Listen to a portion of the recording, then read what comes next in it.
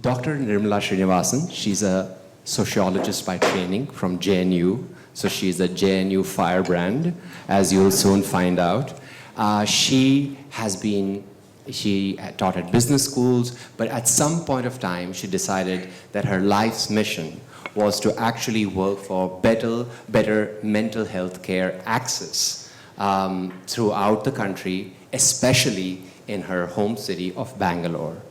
So for the last 30 odd years, she has been fighting and actually has created lots of different organizations and led to a lot of different initiatives that contribute to this unique mental health infrastructure that Bangalore has. Nirmala will talk about that work, I hope, in the course of this conversation, so you will get to know that better. Dr. Sanjeev Jain, I think he needs no introduction. He is a famous psychiatrist from NIMHANS. He's been the dean, and he's also a genetic researcher, and he is a historian of psychiatry. Probably nobody else in India has written about the history of psychiatry with such love and care and attention to detail as he has. In fact, all of our Indianizing psychiatry work is just basically plagiarizing his work. So I have to give him that credit. And yeah, so I think without any delay, Kavya, do you want to kickstart? Thank you everyone for being here. Anmol and I are suitably overwhelmed. Thank you for being here today. It's a real privilege to talk to both of you today. Like Anmol, I'm also a caregiver to someone who has schizophrenia, so the question of Bangalore and mental health holds a lot of meaning for me. So one of the things that we wanted to explore today is the ways in which both your work has dealt with different aspects of mental health care in the city and how it looks at mental health care in the city. And while we live in a city that's very well-resourced, the most well-resourced in our country, I don't think all the things that have gone into actually making resources and rights available or even spaces available are that well known. So I thought I would just prompt with a few questions, and I'll start with you, Dr. Jain, if that's okay. So you've done a tremendous amount of work about the institutional histories of a place like NIMHANS, but also what goes into bringing psychiatry into India, and also a little bit about the landscapes that are important for mental health care to work. If any of you, I'm sure many of you have been to NIMHANS, for example, the unique infrastructure of open pavilions and trees, and the close relationship it has with the city of Bangalore, which is also very green, of course, very different now.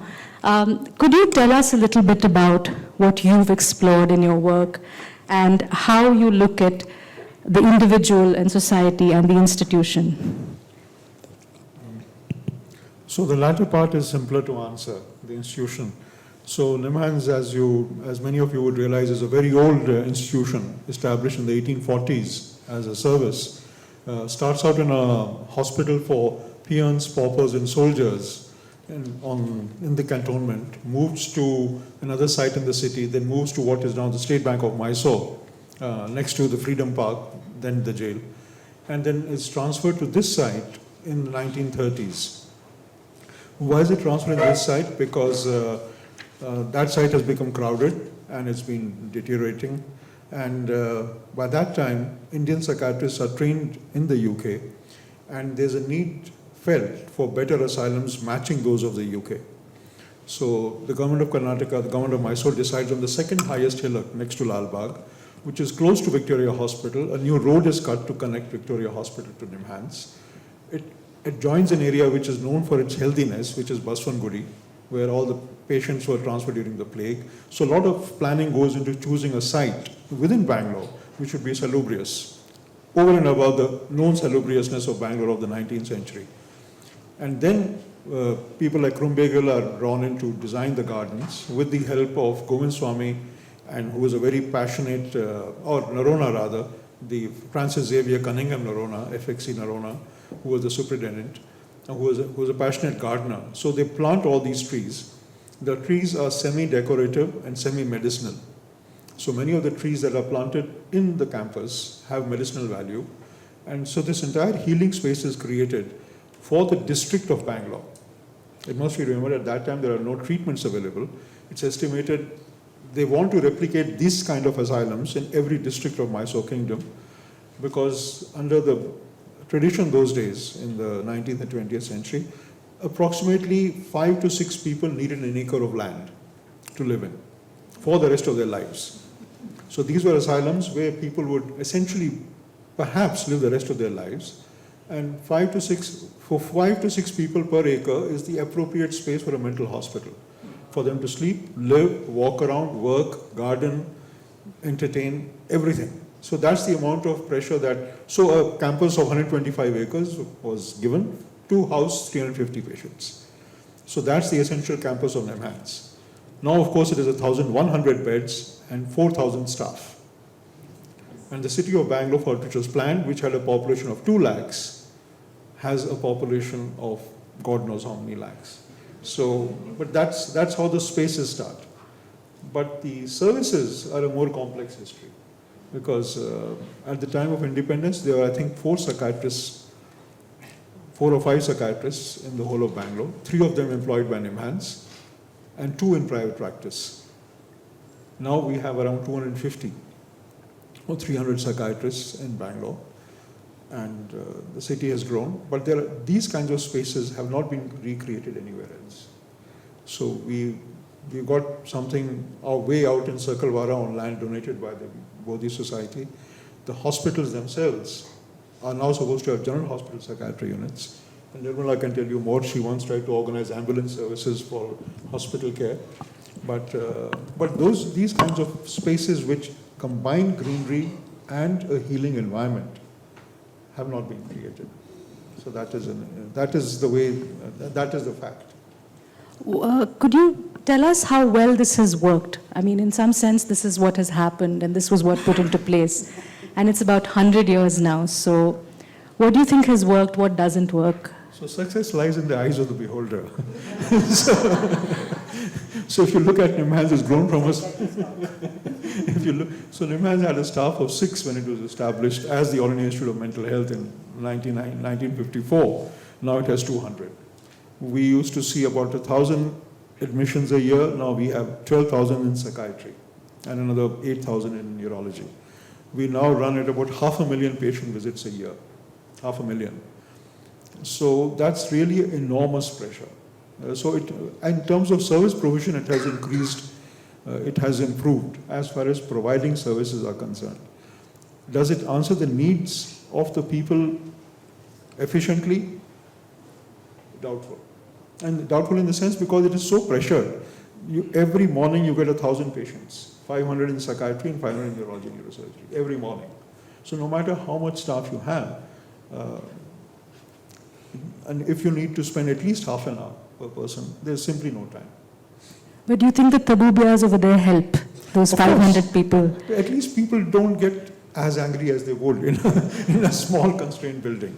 So we've had patients who, one day we saw them, he had been discharged months ago, and he was a fruit seller somewhere near KR Market. And he says, whenever I'm stressed, I just come and sit here, full stop. I know some families who've bought flats all around Bangalore. They don't come for follow-up. They say there's the fact that the hospital is next door is enough to console us. If we have a crisis, we can go there. But they live in flats in and around the hospital in Jayanagar First Block, Wilson Garden. And just the presence of the hospital is itself a calming influence. So that's how it goes. I wanted to ask Dr. Nirmala about, we have this unique infrastructure and you have all this legislation and you have this, I think they're on, yeah.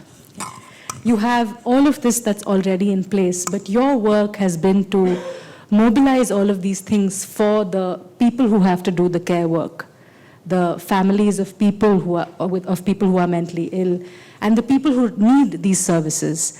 So what have you been able to achieve in mobilizing it? And it would be wonderful to hear your journey, because I think as a caregiver myself, it was astonishing to know what was done through people's movements. So Could you take us through some of the things that you've responded to and also seen happen?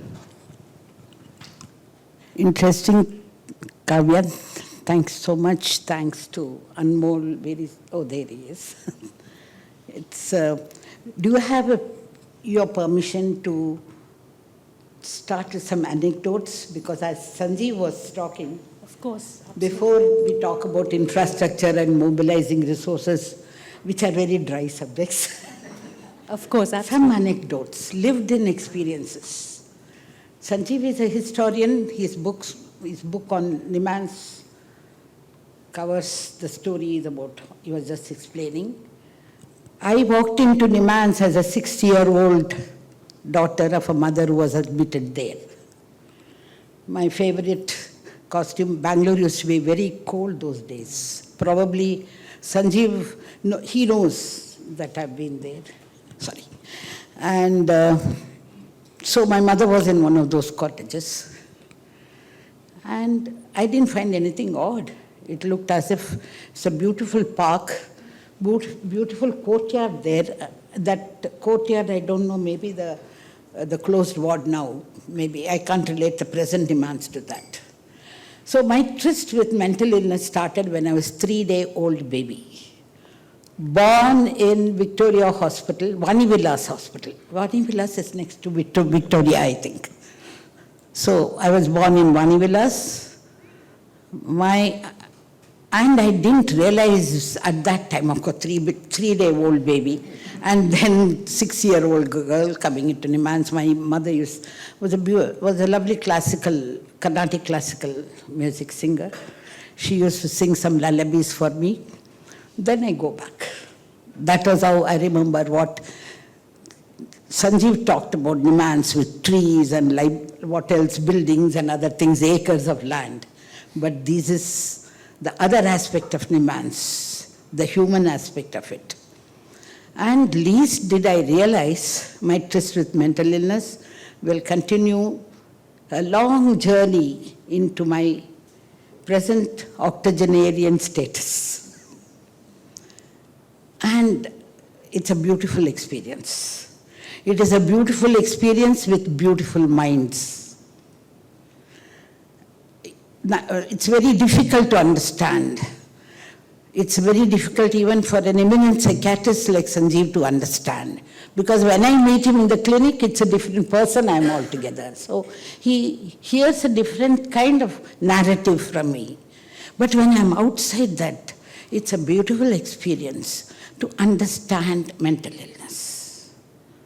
And with those, thank you, Kavya, allowing me to talk about this. So how did I mobilize this infrastructure? Again, remember in 1990 or 91, I think, one of my friends from Delhi, she called me, says that a family doctor is asking her to get her son to Nimans for a treatment. And she said, I believe Nimans is the mental health capital of India. I didn't hear it till then.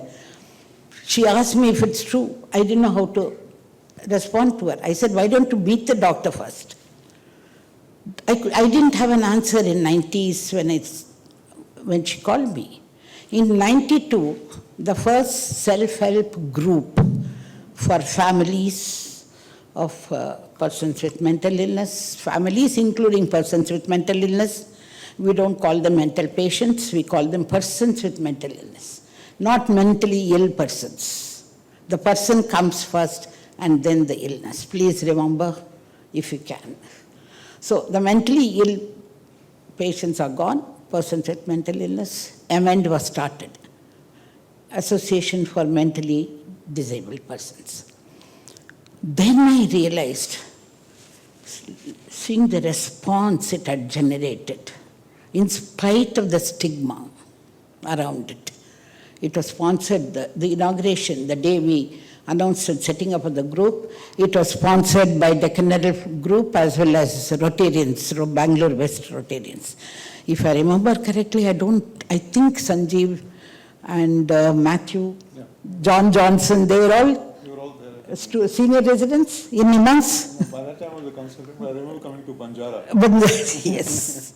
They were all there that day. And it's such a strange coincidence. We have gone definitely a very long and a very rich journey, Sanjeev. It's been a very... So then I realized it's not Nimans which has made, it's not Nimans alone which has made Bangalore the mental health capital, but also the people, the communities that set up Amend. It is the people who make these institutions and others. We give lives to them, we give meaning to them. Just by themselves, it doesn't happen. And so, this was a very important revelation to me. At those days, we never used the word communities. It's very popular these days. We used to call associations, forum, fora. Even fora was not forums. We all used to say forums. It was all accepted. People never questioned. We were battling with bigger issues. Nobody asked whether you are speaking right Kannada, wrong English, or right English. We used to sit, maybe Sanjeev visited us one of those meetings with Dr. Srinivas. We used to sit and literally cry with prescriptions in our hands helplessly. Who has the time to figure out right language, semantics, this, that, nothing bothered. That gave me the I don't know what to say, something in me said, if at all something has to be done, and sooner or later I realized what else is required. Like he talked about the ambulance. There was no ambulance in we were talking about the year 1902, 93, mental health capital of India. Unfortunately, did not have an ambulance to shift psychiatric patients in dignity, safety, and security, without the bouncers and without the police. Probably criminals had better prison rules to be shifted rather than mental patients. They didn't have an ambulance. So the first revelation I said, so many of our Amen members, just ring up, how do we do? They're not coming, they're not sitting. Nimans, we ring up Nimans, Nimans doesn't send ambulance. Nimans cannot send ambulance. Nimans is not meant for sending an ambulance. I'm sure even today families approach Nimans for an ambulance. So that started the momentum, which is still probably going on. And the ambulance took me 6 or 7 years to get it. It started the whole effort, the initiative, the advocacy for an ambulance started sometime in 2002, 2000. By 2000, I had a couple of international exposure also, and I realized we are way back. Not in psychiatry, not in the treatment. World-class treatment is available at that time, even in Nimans, at par with the rest of the world. Please correct me if I am wrong. But in terms of infrastructure, what Kavya said, it took 6 years in this city to get an ambulance. And we have more stories. I think Kavya will have more questions. So, please. No, very happy to hear what you have to say. Yes. But one thing that you mentioned is the people who need to receive care, the ones who also inform what the city and the hospital becomes. And they're the ones who need the hospital in that sense. So one of the things about your work is the role of families. And Dr. Jain, I'd also like to pose this to you, which is that as I learned in the Decolonizing Psychiatry audio story that I hope all of you will listen to, that in the attempt to Indianize psychiatry, the role of the family was brought in quite heavily, and a family ward is brought in. And also just socially in our context, there's such a burden almost on families to do the heavy lifting for care. So I wondered if both of you could speak to some of the concerns around that and what happens when the role of the family is involved. And especially, Nirmala, especially as a people's movement, what can we do? And so the fact that, so even in the early 20th century, when we went through the hospital records, we realized that most people were discharged after 6 months or 8 months, definitely within the year, took care of the family. only about 5 or 10% people stayed on in the mental hospital, even in the era without any drug treatment. So the hospital increased by 10% every year, population, but that's like a compound interest of fixed deposit. It doubles every 5 years. So you can double and quadruple, so it keeps on increasing. After independence, for a variety of reasons, because the mental hospital in Lahore was divided and all patients in North India were sent to India, and nobody in India would accept Punjabis. So lots of Punjabis were in Lahore, were in Amritsar, in tents. And because there was nobody to look after them, Dr. Vidyasagar started using the family members of these mentally ill people to look after them in the tents. So it was the first asylum in the world built entirely without walls and only in temporary structures in the 1950s. With that came the assumption that the families can be engaged in the treatment and long-term outcomes of the patients. So CMC Vellore, right in the mid-50s, used this experience to start family wards. All the hospitals in Nimhans, for example, we started admitting families with the patients sometime in the 60s, so that the family members could understand what the symptoms were, what was being done, and participate in the recovery. And they could also be educated about early signs of relapse, when to bring patients back, how to handle day-to-day affairs. So all these things were made very important. Now that is as far as the so-called paternalistic gaze of the profession is concerned, because you try to make things work. But the other side of it is also very troublesome, as you use the words burden and the heavy lifting. Now, average family size in India has dropped to 4 in our census reports and our family. So if one person of the 4 is ill, the other 3 cannot afford to look after another person. They often have inadequate space, they don't have enough money, and this creates a problem. The other thing is, and this is an insight which is all the world over, I was talking to a very senior psychiatrist from the UK who had been in charge of community care programs in Scotland. And she had retired, and this was many years ago. So somebody asked her, what is the essential difference that you have seen in your life?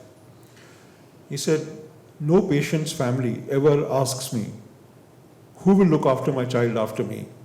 Because we have created a system which will look after people for their lives. No family needs to worry, who after me? And then I wondered what the gap, which Nirmala talked about, that infrastructure of who after me is not a concern for citizens in many parts of the world. It is a very high concern for people in India. So the family, therefore, is a mythical concept in that sense. Care needs to be provided, of course. Family members need to share the care. But that should not reduce or make the government insensitive to actually providing care. Yeah. So those services need to be built up so that the family can supplement this. But to shift the entire care on the family is very, very unrealistic. So, people do make amends. We get a disability pension of 1,400 rupees a month for people with mental illness, but medication costs 1,000 rupees a month. So, several thousands more. Yeah, but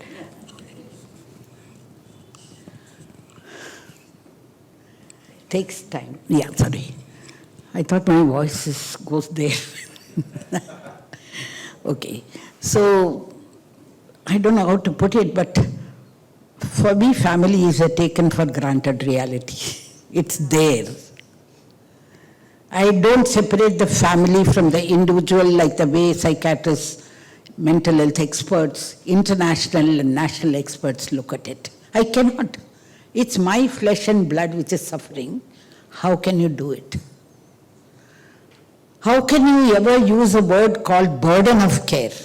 Burden is something which is used for allocating resources, yes, as researchers, as treating clinicians, pharmacologists, government, which has to decide how much budget to allocate.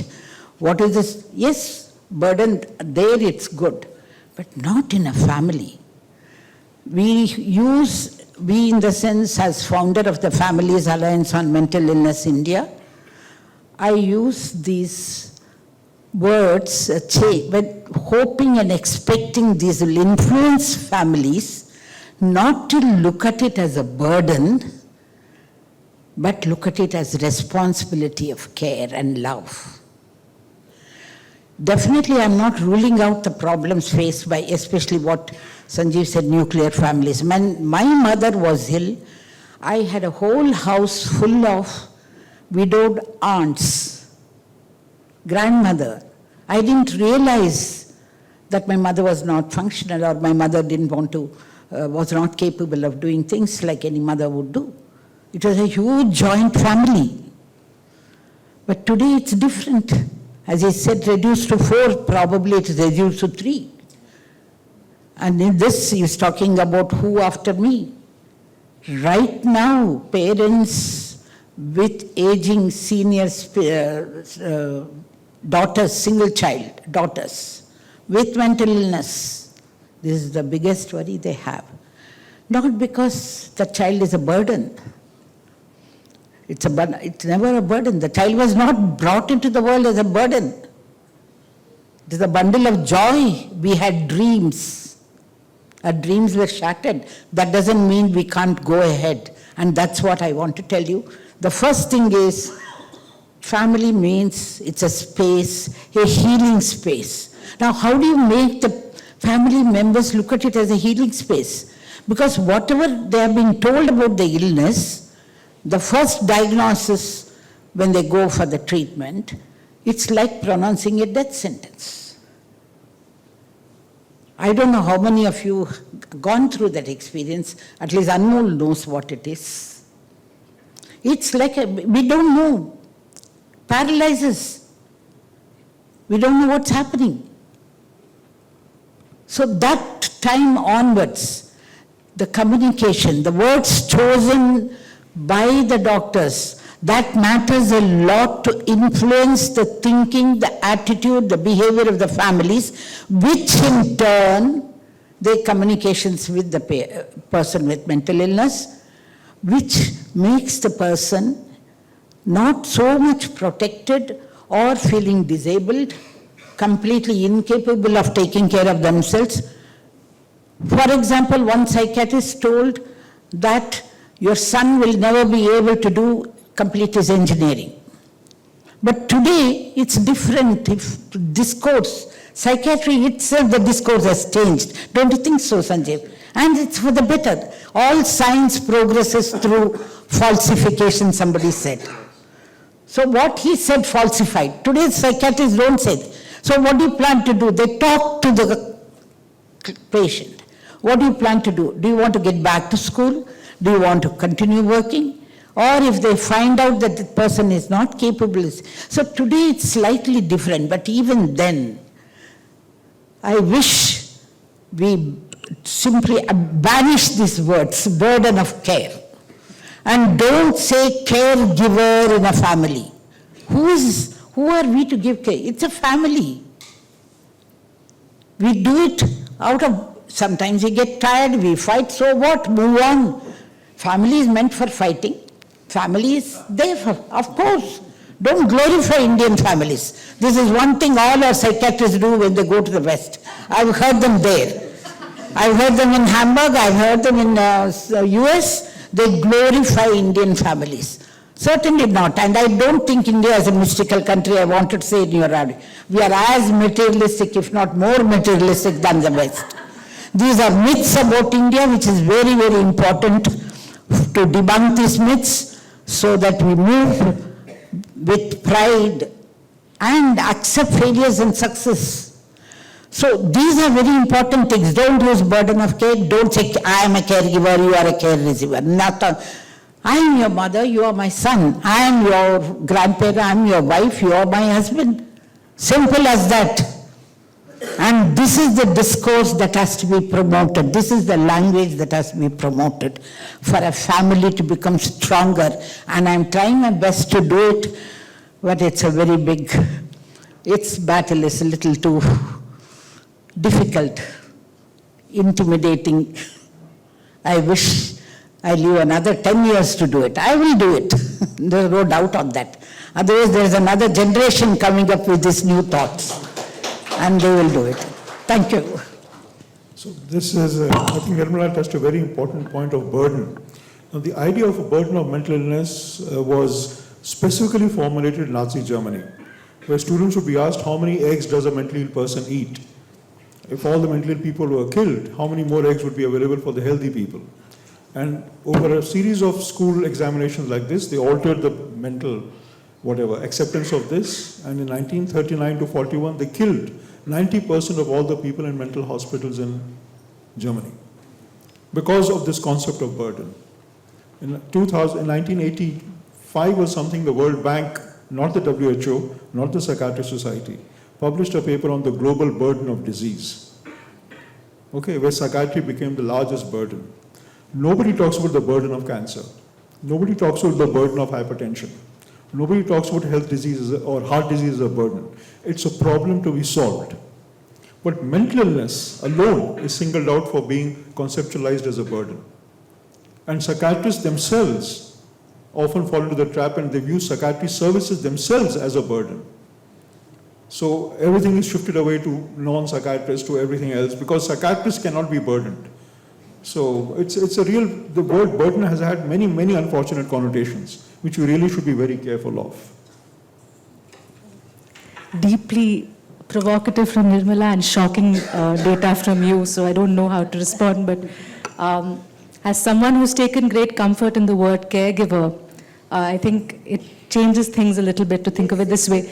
But what comes up for me when we talk about this is a question that I wanted to ask, which is that there's the individual who has to negotiate all of these roles and these responsibilities, and there are these systems and the languages between the two of them. And legislation and institutions and infrastructure have to account for both and bridge for both. And I wanted to ask what you see are some of the problems that we face at different levels. And I think perhaps Dr. Jain, you can talk about, we have a new generation, we have this enormous load on the country, as you said. The numbers are just drastically shifted. And as a people's movement, how do you interface with the people who have the rights to go, the people who are taking care, the people who have these illnesses to contend with? Because it's the mix of both. So if that makes sense. Since you've used the facilities, give us your perspective. I go back to the word burden with your kind permission. Please. Here. He said burden, using the word burden, and it's a very intelligent observation, brilliant, because it makes the services itself more burdensome, and which is what has happened. We are talking about accessibility, and people have moved, families have moved from north down. Even some families from abroad have settled down in that radius around Nimans. And only because they can access service. Going to Nimans is not a problem. But otherwise, it's very difficult to access service because mental illness is a day-to-day kind of an experience of illness. Morning till evening, day-to-day. And also, it's one of those, it's not easy for any one of us here to accept that I may need treatment, I'm not well, I have to see a psychiatrist, I'm not functioning properly, and therefore I have to go and meet. No, it's not ego alone. There is a basic sense of insecurity to accept. It's easy for people to say, he's a stubborn child, my son doesn't listen, my daughter doesn't listen, my wife doesn't. It's easy for us, for people to profile the person with mental illness. Have you experienced it even for a minute? They are living gods. How we not only expect them to take medicines, to dress up and come out to weddings, to attend parties, to come and sit in the sitting room when we have guests. Now, is it possible? How do they do it? So these are things which we have to find out when we say burden. And because of this morning till evening challenges, families go through it, good or bad. As I said, don't glorify. There are good families, bad families, just like we have good psychiatrists and bad psychiatrists.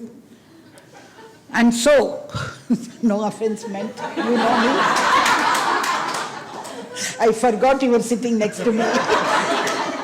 Usually I have officials and politicians next to me, not psychiatrists. So we go through it. What has happened? Because the day-to-day challenges, I'm still talking about burden, sorry, with your permission. Because day-to-day challenges are not possible, especially medication compliance, and he can tell you how important it is.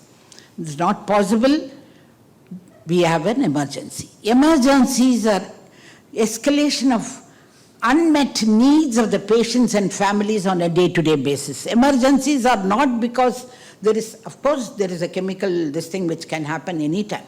But I am talking about most of the emergencies. And this I have been studying from 2013. 2014, we had a workshop on home visits of, Sanjeev was there. So today, Bangalore is the first city where doorstep delivery of psychiatric services has been possible with great difficulty. I managed it almost, it took me 8 to 10 years, I should say. I started in 2013, but then leaving this too. So we have that as, it's only a pilot project. When government says pilot, it can do anyway. It can go anyway. So we can't. So because it's a pilot project, I can't just put my feet up and relax and go. It can go. But we are planning. And today I have a good news from West Bengal government. They may also try it. Good news from Maharashtra, they may also try it. We need this help so that the word burden goes away from the families. Now, to your question, you said something about rights. Yes. If you don't mind. I'll also have to remember what I said. It doesn't matter. Rights of the people, you said, just, how do you make the relationship between the people Yes. and the institutions and the laws and the legislations, and how does it work, what are the gaps? Yes, at least I hope in this we are on the same page. So, we have one of the most progressive legislations in the country, in the world, sorry. India, I'm really proud of India for this. For other things also I'm proud of India. It's not only this Mental Health Care Act. So really proud of India for this. And fortunately, I was one of both of us were there in the committee, which we had the privilege to, and the rare opportunity for a family member to be in such expert committees. So we had the privilege of finalizing the legislation. Finally, we have a new legislation which replaced the British legacy of the Mental Health Act in 1987. And this legislation, why I'm talking about this legislation, is to address Kavya's question about rights. This is a rights-based legislation. It's a rights-based legislation in the sense, this is my own interpretation why a rights-based legislation had to come in 2017 and not in 2007. I've been thinking, and probably Sanjeev is the best person to answer this.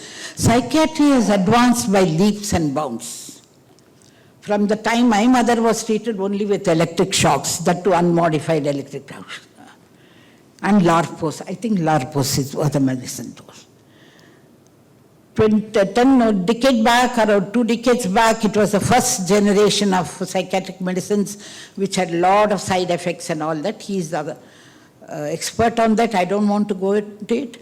But by 2017, many of the current and the previous generation of persons with mental illness, what do you call them, Gen X or Gen Z or Gen whatever it is, many of them, their negative symptoms were much less. Psychiatry was more or less becoming an outpatient discipline or outpatient treatment. But my own observation, many of these rehab homes I saw, the average age of the residents was above 40, 45. Youngsters were no longer coming into these rehab homes in Bangalore. Incidentally, Bangalore has also got the largest number of rehab homes, probably next to Pune or second to Pune. But youngsters were getting into a new stream of rehabilitation thanks to the 3rd or 4th generation of medicines, and therefore all these rights were possible because psychiatrists at international levels also found out, UN and others found out, that these are very important, they can take charge, unlike what was there before. There was a wide gap on medicine. Psychiatry was advancing, treatment was advancing, but the patients, that is, the persons with mental illness, had no choices of their own. Their decision making was not understood, and therefore this legislation, which promotes about the right to mental health, the right to confidentiality, the right to privacy of communication with the doctors, the right to meet which visitor you can meet in the hospital or not meet, the right to voluntarily get admitted and the right to get discharged voluntarily, the right to write an advance directive or a kind of a bill. What is the sort of treatment I want if I fall ill? These are the beautiful things which has happened. But unfortunately, for various reasons, it will take some more time, I think. I'm sure it's going ahead, but it has taken a wrong direction. There are more litigations from PMIs, persons with mental illness, about their rights not being observed in various places, rather than, things happening in public discourse. Not many people, even in the educated middle class, are aware of these legislations. Again and again, the mindset is a medical mindset, frozen. Mental illness is an illness, treatment, and long-term admission. So we need to go a long way. Sorry, I took more time. No, if you would like to add to that. So as Nirmala pointed out, the evils of the long-term institutional care are quite apparent to everybody around. But one must remember that institutions, every society gets the institution it deserves. Whether it's a parliament or a mental hospital, it doesn't make a difference. So institutions exist all over the world. And even in the best of psychiatric services, let's say, I won't say the best, but in more well-funded psychiatric services, you approximately have 4 long-stay beds for every 100,000 people, and around 10 to 15 short-stay psychiatry beds, which means a city of the size of Bangalore, around 2 crores or something, which is 200 lakhs, should have around 8,000 beds for long-stay patients, and around 20,000 or 30,000 for short-stay psychiatric care. We have a total of 1,200 beds, total, in the public sector. So the discrepancy is really remarkable. Now, the fact remains that when people, Nirmala, I heard you say in the meetings also, that one of the things that the Act does is make it more Americanized. A lot of emphasis on individual rights. So if an individual says, I don't want to go, but the parents want him to be admitted, you can't admit that person. So this kind of collective decision-making or collective responsibility of the family has been negated by this excessive attention to individual rights as defined in a very American individualistic kind of way, where children after the age of 18 cannot be brought to treatment by their parents. Parents cannot sit in on follow-up treatments. Parents cannot participate in long-term care. And we should not be going down that route at all. But our laws have been made to conform to that as an ideal system, which is perhaps quite inappropriate given the social structure and the network societies that we live in. Because here, friends and family can often override your rights in many ways, including what you wear. So might as well also override your decision what treatments to take. I mean, one should not magnify this question beyond. If you're a network and if you're living in a social, then you should give the social network a chance to look after you when you're ill, rather than on this mythical dying with your rights on or medicated with your rights on kind of situation. I mean, so many questions to ask, but I thought we'd end by acknowledging what we have as legislation, as a city, as a thinking city with people's movements asking for rights. And given the fact that there's so many people who are interested in this question, and it's something that's growing, as Anmol said, during the pandemic, there's a self-awareness about this, and there's a social awareness of the need for mental health discourse. What can we look to Bangalore for the future? We know there are many things to criticize. We know that there's sort of difficulties that are going to happen. But it is a kind of model for care that we've had simply, I guess, by dint of geography and effort. So how can the psychological well-being of people be taken seriously in a social sense, in an institutional sense, in a legal sense? And what are your hopes as we look forward? And maybe from the place of Bangalore, which is, I think, unique in that way.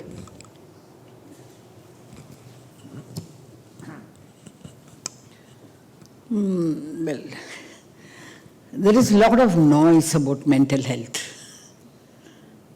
So, noise was not considered it is considered a derogatory terminology in management. I think total quality management, people always used to look at the word noise as something to get rid of in a workplace. But I'm using noise in a positive sense. There's a lot of talk about mental health. We have talk therapy, touch therapy, then we have speech, touch, talk, pet therapy, aromatherapy, so many therapies apart from hospitals, mainstream treatment centers, counseling, offline, online, so many things are there. But the one thing which is really disturbing, and I hope this will resolve, is to make a distinction between the broad spectrum of mental health and mental illness and disorders within it. That is not happening. I look forward to that taking place, and I'm sure the trend is towards that. It's very positive. And also, accessibility is very important. Accessibility in the sense, there are pockets of urbanism even within Bangalore. Supposing you go to a place like Hegdenagar, not somewhere beyond Bangalore, beyond Kanakapura and all that, you may not find even an MBBS doctor. There is no access to mental health. That's why I call pockets of urbanism. There should be distributive justice of services. That is something to be looked into and looked after. Otherwise, I think it's a sensitivity is building up. We may not understand much, but at least I do feel there is more sensitivity today than what it was 10 years back. Whether it's due to the pandemic or due to the mental health being spotlight, even the government has brought its attention.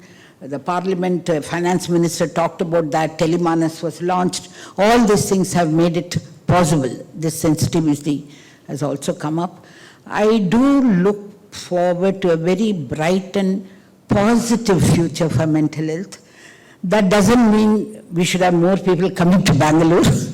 It's most important that this kind of services should be there across India. That's one of the things. And most important for a person with mental illness, even for long-term care, this is a very important message. You cannot just take them and plant them in a long-term home. It's not possible. Similarly, coming from Delhi or Chandigarh or Bhutan and coming here and taking treatment here in a totally different people I see, they don't like the food served in many of these halfway homes, which is very important, very essential for us. So these are important things for distributive justice, not within the city, but across the country. And it will happen. It's only a matter of time, and very sure it's going to happen with all this. Thank you. So, to go back to the architecture, so the fame of Nimans or rather the Mysore State Mental Hospital had spread far and wide. And Mirza Ismail on one of these British, MPs tour, somebody complained that patients from the city come to the Bangalore asylum for picnics. And Mirza Ismail considered response was, I think that's very good. If you have created such a heaven on earth, that people come here for picnics, and then they are assured that the relatives and friends are being given the most dignified kind of care. Isn't that a good thing? And it must be understood that that entire hillside of where the mental hospital, the TB hospital, the Boston School for Boys and Girls was earmarked as the most healthiest part of Bangalore, was reserved for the most marginalized. So that's the kind of sagacity and wisdom or concern for the citizens that was being evinced by the governments of that time. That lasted a long, long time. For example, when I moved here from Delhi, I was training as a doctor there, I trained as a doctor there. The kind of patients one saw in the NIMHANS OPD were very different from the ones you saw in Delhi. The ones in Delhi were invariably quite severely mentally ill, or were coming for routine follow-ups, or were referred from the medical wards. Here, people would come in for having fights with their family. There was a family ward. A couple came in at 2 o'clock at night. Ma'am, we've been calling each other mad. We decided to come to Nimhans to decide. You tell us. Then we'll stop fight. At 2 a.m. they wake you up. So Nimhans have become part of the local ecology of the whole city. And people make fun of bus number 4. But to me it was a fact of life. Whoever is mad, please get off here. It is just a fact of life in Bangalore. So it was a very, now that kind of acceptance has reduced. That kind of informal acceptance has reduced. We would showing a Nimhans OPD slip was enough to get you a free bus fare to Nimhans. You did not need a disability card, you didn't need it in triplicate, you didn't need stamped by various authorities. Just showing a card of Nimhans was enough. Some of you may remember there was a hijacked plane over Bangalore many, many years ago. A Coimbatore flight was hijacked and it was forced to land in Bangalore. This was in the 80s. And the patient, the person who hijacked it was a patient who was in a manic episode. He wanted to show off his convincing power. And when the plane landed, he came out of the plane and he pulled out his Nimhans card. And he says, "You can't touch me. I'm a patient of Nimhans, the West Hospital." And he was duly respected and he was brought to Nimhans, and I was the lucky resident who saw him. But that kind of uncritical acceptance of people who, that seems to have reduced. Although we are a more open society, we are more technologically savvy, but this kind of informal acceptance, at 4 o'clock in the evening, you'd see mentally ill people who are attending the rehab services cheerfully walk down to Vairasandra to take buses, and the bus which would start from the mental hospital, from the TB hospital, would crawl through Nimhans. Any patient could signal and get on, and then one bus would go to Shivajinagar, one to KR Market. So that kind of dignity, informal dignity, that anybody who's coming to the mental hospital, the families are in distress, they don't need to come to a bus stop all the way. Anybody can flag the bus down. So this kind of, graciousness is what has gone wrong. And of course, the open spaces. Now, worldwide, there's one of the largest epidemiological studies talking about mental health. Depression seems to be rising everywhere, which is true. But given all the satellites that go above us, people have mapped the rates of depression as a function of the distance from a green space. And that seems to be one of the biggest predictive factors. The further away you are from a green space, the more likely you are to get depressed. And if you see the map, the satellite image of Bangalore now, and even 15 years ago, you'll get depressed in any case. The green spaces have disappeared. The Nimhans itself has been hemmed in by high buildings everywhere, inside and outside. So it is a very real issue of urban planning. How do you make spaces feel comfortable, not just for the humans, but also as a living space, so that people who have disabilities actually feel safe and respected and participative. That kind of planning, unfortunately, I think we've lost a little bit. Thank you so much. I have so many questions, don't feel like stopping. But we'd like to open the floor for questions. Oh, wow. Okay. We're going to, so at the back. And there's someone next there, yeah. Please. Hi, I'm Radhika Mata, and I have a context to a question. So, I work as a matchmaker and dating coach, and I had this person who is in his late 30s, Columbia University alumni, spending time in a co-living space in northern part of India, and at the same time spending the entire daytime at a hospital so that he can be taken care of. At what stage can he possibly make that disclosure before going on a date that this is his life right now? Someone who is able to go to hospital all day, at what time can they disclose to someone they're going on a date with?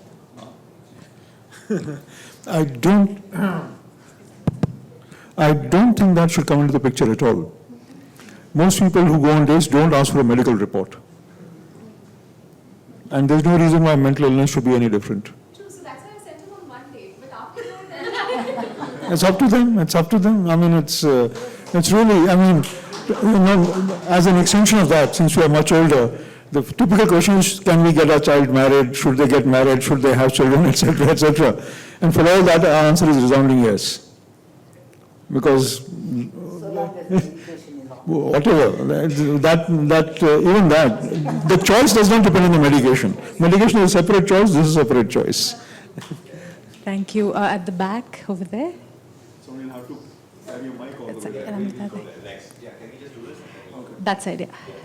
Hi, I'm coming from a village in Madhya Pradesh, and Can you just put on the lights there? Because Yeah, can't see. you can't see the display, so carry on. I'm coming from a village in Madhya Pradesh for a few days in Bangalore. Very happy that I got to attend this, and we are building a mood forest where people can come to work on their emotional fitness. It was very beautiful to hear the history of Nimhans and everything. As somebody who was part of a project where we aspire to create more such spaces, like how the Mysore Kingdom was thinking every district we should have 5 acres. What are some things you would advise to be most careful about? 1 or 2 things. Most focused or careful. Careful in what sense? That these are some things you should not do wrong, or these are some things you should never lose your attention on. I really don't have an answer to that. I'm not a politician. So, so I can't really predict. But I mean, I'm really not equipped. Somebody is creating these spaces, and this is from a broad mental health perspective. These spaces are not for people with disorders, but people dealing with emotional distress or so anything you want to advise? So I think the access to green spaces and open spaces and human habitation is very, very essential. That should be the basic guiding principle. But the pressure, but these decisions are very difficult to make. For example, if you go to Delhi, the only place where the underground goes underground is in Lutyens, Delhi, so that the politicians can have greenery around them. Everywhere else it's concrete. So who makes this decision as to the only sign of affluence these days is to have your own garden. As you know, Mr. Mani is going to have a 3,000-acre garden. So gardens and open spaces become a part of what something only the affluent can get now. The kingdom of Mysore thought differently. So perhaps we do need to think differently from what is, that's all. Good evening. My name is Priya Naidu, and I'd like to really applaud the decision that you shouldn't say caregiving and it's a family's job. I don't know, it's a family's duty, privilege. They have to, it's not an option. You shouldn't be allowed to choose whether you take care or not. And also it was mentioned that it's not a burden, but more a responsibility, which is very good. But Dr. Jain went on to say that, why don't you say the burden of cardiac care or burden of this or burden of that? Through my personal experience, I'd say that that's because people who have other issues like maybe hypertension or heart issues or any other orthopedic problems aren't really affecting people or troubling people around them. Whereas with people with mental illness, life can be hell. It's not only for the family, it's for the neighbors, and they're a risk to themselves and others. And it's like living on a razor's edge. It's very, very stressful. It affects people very badly. And talking about personal rights and choosing to seek treatment, they never do. They don't want to go. So they literally have to be picked up and hauled. So there's beyond a point you can't talk about individual rights when a person is a threat to themselves and others and making life hell for everybody. So that's one point. And also, Dr. Jain also talked about this dating thing. I think it's only fair that... I didn't talk about that. I mean, you said that, why should he reveal? Why should he reveal? I mean, I think it's... I think that should be revealed. Because a person should be able to take an informed choice what they're getting. It's just another facet, your education, qualification, your family background, who you are, what you like, what you do. You must say, I do have an issue, a mental illness, because it shouldn't come as a shock. And most people don't know how to deal with it. And it should be out in the open. That, again, removes the stigma. You can say, that's my... Thank you.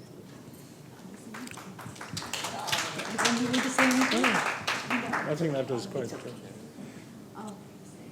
Thank you so much for sharing your stories and anecdotes, firstly. The question I have, I think I need to give you a bit of context for it. Anju and I are working on a project for caregivers, and what we found is that a lot of people don't know that they need to seek help, or they need to go to a hospital, or they need to, there needs to be some sort of intervention in their life. So do you have any insight on how we can better design for them, people who are unaware that they might need help? I think that's a very, very important aspect. See, this you'll notice in the media everywhere, that everybody says when a crime happens or when something bad happens to people with mental illness, they just say that he had a mental health problem. They don't say that person had schizophrenia or depression or bipolar disorder, whereas for cancers, you get right down to the biopsy report, or what King Charles has is probably known to somebody or the other, which grade of cancer he has. So that kind of public knowledge or public acceptance of the terms of mental illness itself lacking. The media discourse, the public discourse has this vague thing of mental health or mental ill health. So this, what Nirmala pointed out, that we need to say that there are syndromes which require treatment and which are different from others. And this is, in a very perverse kind of way, become magnified in the recent past, where the public media or the electronic media keeps on talking about reincarnation and bhoots and devis and spirits, and people really assume that these are as real as anything else. For a while this trend was going down, but right now it's again very much on the rise. So this kind of superstitious underpinnings of mental illness are again becoming common. So most people are aware that there's something wrong, but they assume it is for some other reason. And the hospital will treat them is not accepted. A colleague of mine who just joined one of the recent AIMS in Chhattisgarh was shocked when he saw the hospital staff, the attenders in the department, telling patients to go, yahan ye sab nahi hota, wo udhar jhalpuk wala hai, wahan jao. So at the gate of the AIMS, patients were being turned away to go to the faith healing centers rather than come to NIMHANS. They themselves had no idea that the clinics help. So that's a very real point. If I can add to, yeah. One important thing this, after the pandemic, especially when a lot of talk is there about anxiety and depression, I found even within mental illness, people find it easier to camouflage schizophrenia, bipolar, saying just having depression. It's not just depression. Depression has become something to talk about, not hide. Whereas the other things are something to be hidden about, not talking about. So this is another very, even families, you talked about psychosocial awareness for carers. Somebody there was asking this question. Even families say the same thing. Oh, just depression, nothing more. He'll be ready for the next exam, IIT exams. It is just depression. So this is what I'm trying to tell you. Whatever it is, seeking help, it's not possible to educate the entire public, because mental illness itself, now WHO is about to classify or categorize loneliness as an illness, if it hasn't already done. So it's not possible to go on educating people.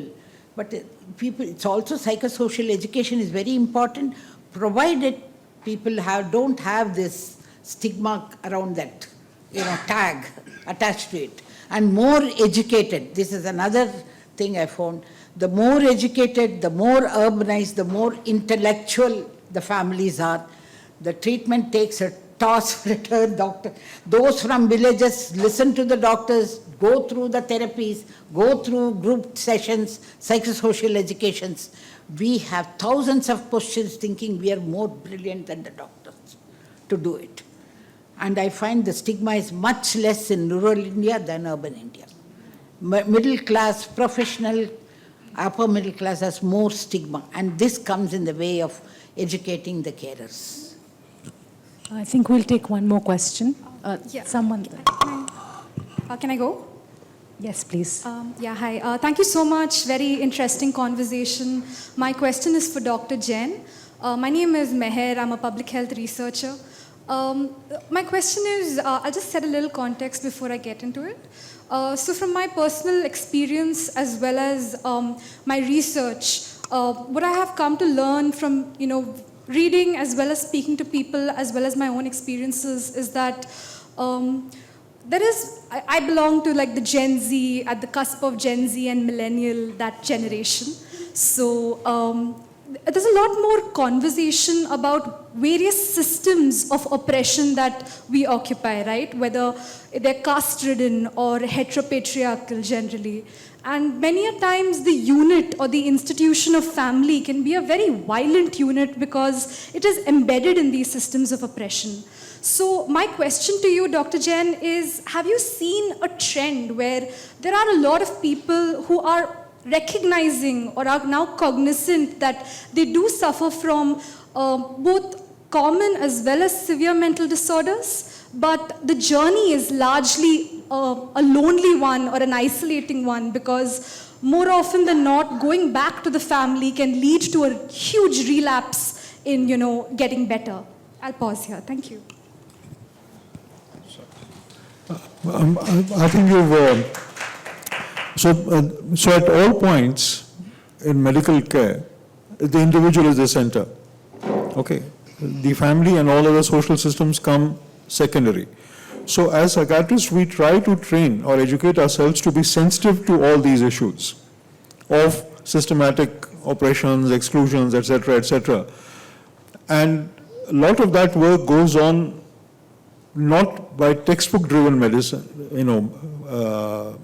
medical training, but also through the more humanities or the socially driven aspects of psychiatric care. And of course, by being open to the nuances of communication. So when people actually point out that, that there is this kind of situation going on in the family, so either we ask them to come and stay with the family ward so we can understand what's going on, so that there is no specific person who gets labeled as a patient. The entire family is brought in. Okay, so then we try to work it out, but that is extremely limited. We have, I think, 5 beds or something. So that's an extremely limited option. But whatever it is, it just reinforces the earlier point that I was talking about, that sometimes the family is not the best way to look after the person. And the person should have the option to access another form of care or another system of care. If you don't provide that, then you're neglecting the rights of the individual, which are, in a sense, enshrined in the Constitution. The Constitution gives every family individual rights. There is no talk of family rights. So it is a quicksand, but I think as a clinician, you learn to work to the whatever limited capacity of little wiggle room that you have, and be aware of these issues. There are no hard and fast answers in any case. I want to make a shameless plug for our Indianizing Psychiatry episode, where you actually hear an anti-psychiatry director of NIMHANS talk about family as an important component in opposition to the anti-psychiatry movement in the West. So it's a complicated story. So yes. Sure. Hi. To preface my question, like I've been taking treatment from NIMHANS for more than 7 years now, and like I'm 28. I'm a trans woman, and I'm a survivor of conversion therapy, and which happened inside a psychiatric institution.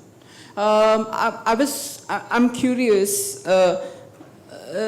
although something that might not be as recognized as violent as conversion therapy might not be practiced in NIMHANS. I've been admitted here. I've been there 6 times, and every time I see some form or the other of psychiatric violence being carried out onto the patients. Like, for instance,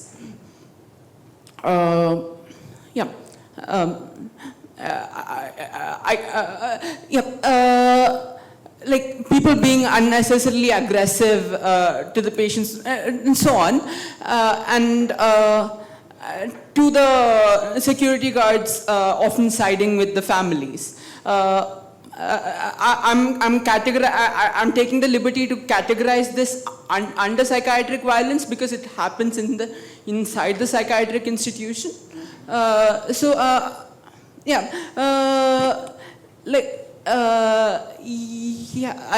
don't know if I'm. My question is clear, but I find it rather concerning. And I also would like to echo the person who asked the question before, because a lot of us, especially a lot of the queer trans people, are kicked out of our families. Like, if you bring me and my family together into a ward, they are going to physically harm me. I am deeply concerned on this particular construction of psychiatric care. Again, I'm not sure if I was clear enough, but quite thank clear, you. Yeah. I think I've answered that question earlier itself, that, as far as possible, we try to tailor our interventions to the needs of keeping the person at the center of the care.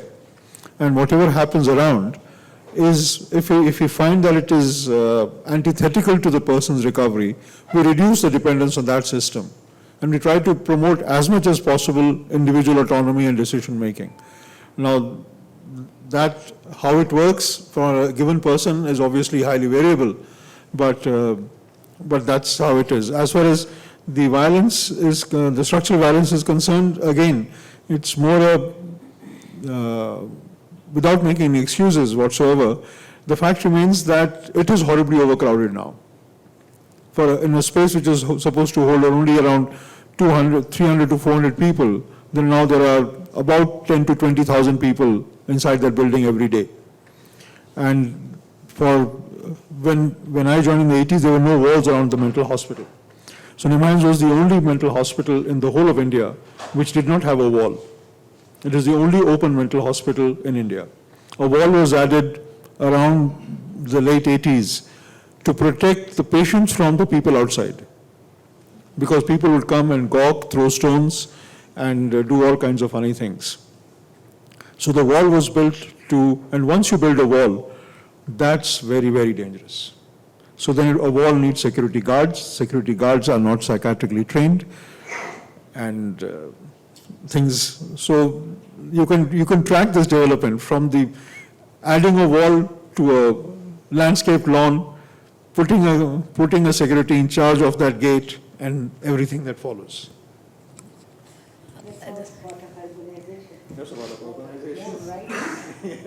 So, yeah. So I just wanted to... Yes, that's also part of urbanization, I said. The more rights people have, more litigious the society becomes. That's, you can't help it. But all said and done, you cannot deny the fact that NIMHANS has one of the best family therapy departments. Personally, I benefited by it. It is one of the best, adorable staff. Non-judgmental. I don't know how they do it, being non-judgmental. It's not possible for me, even for a minute, to be non-judgmental.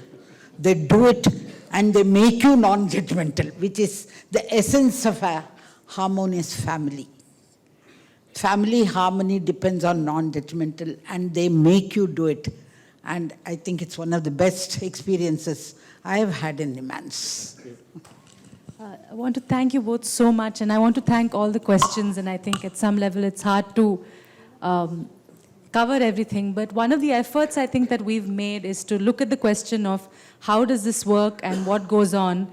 For example, in popular culture, we have another shameless plug. We have 2 stories about how Kannada cinema and literature look at mental health, the thing called mental health, and I would say quite poorly. So there's a lot of work to be done about all of these things. I think whether it's making new languages and conversations or films, there's a lot to be done. So I hope this is an invitation into that. Just one 30-second plug for this, because about 5 years ago, 5 or 6, whatever, I'm very hazy about time these days, but there was a film called NIMHANS, a Kannada film called NIMHANS, and we thought we'd really hit in the public awareness. But turned out it was a pretty bad film. Have you seen it? I have no idea. So the portrayal of madness moves from Sharap Panjara to a movie called NIMHANS. Would you like to share anything about that? Probably nothing good, but yeah, someone has to make a better one. Thank you everyone for being here, and hand it over to Anmol. Please, a big round of applause for our panelists. I do want to kind of bring attention to the fact that generally when you put a mental health activist and a leading psychiatrist together, it can be a very cantankerous kind of thing. But here we see something remarkable. 2 people who spend their life working from very different sides, perspectives of this, talking together, conversing together. And it's very easy for us to actually get into an anti-psychiatry or a completely medicalized mode of looking at things. And this actually models the kind of nuanced conversations that we hope will show the way forward for a better urban setting for all of us. Thank you very, very much, and thank you to our panelists for making this happen. Sometimes no fences make good neighbors. Thank you. Thank you. Thank you.